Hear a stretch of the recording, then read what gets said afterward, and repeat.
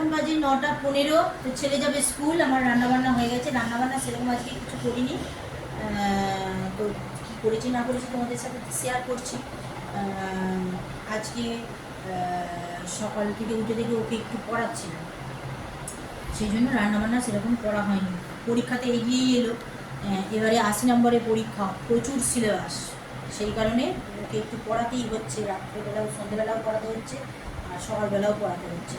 সেই কারণে তেমন কিছু রান্নাবান্না এখন এই কদিন হবে না। আমার তো জানোই, আমার ওই সেদ্ধ, ছেলের জন্য বলছি।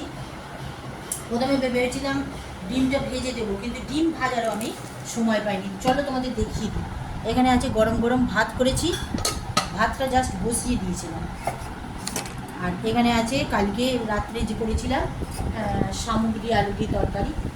আর এখানে আছে আমার সেদ্ধ, সব সেদ্ধ। কি সুন্দর কালার এসছে দেখো,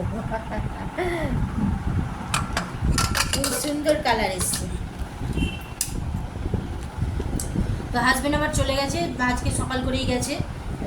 সকাল করে ওর হয়ে গিয়েছিল, আজকে আর কিছু তেমন ইয়ে করেনি, স্নানটা করেই বেরিয়ে চলে গেছে। এই হচ্ছে ব্যাপার। ঠিক আছে, চলো ছেলেকে খাইয়ে দিই, 9:30 আবার ওর ভ্যান চলে আসবে, খাইয়ে দিই, দেরি হয়ে যাবে না আমাদের। ওকে, চলো।